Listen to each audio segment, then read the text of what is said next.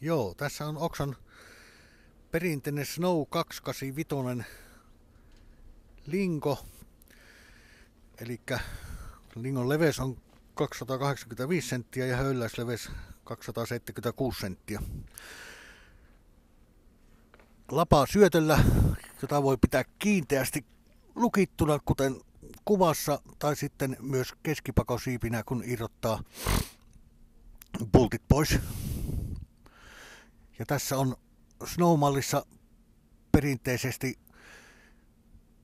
heittokammio, minnekä se lumi nousee. Ihan sitä varten tuo kammio on tässä mallissa olemassa, että voidaan aurata metsäautoteitä ja muita huonompia teitä.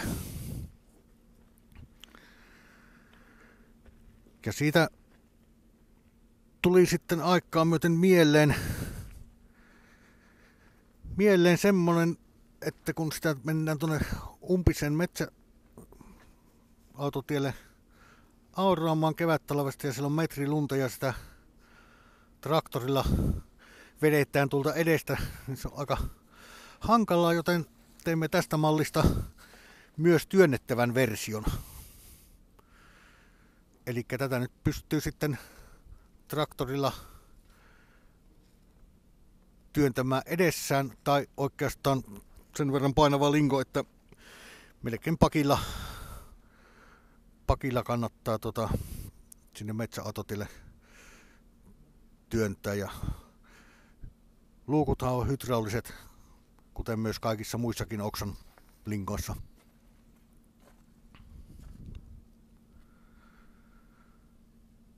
Säätötassut on kampisäättöiset.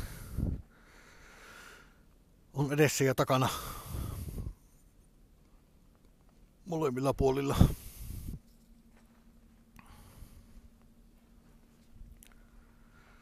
Vakiona on verkkoterät, mutta saa myös kovapalaterät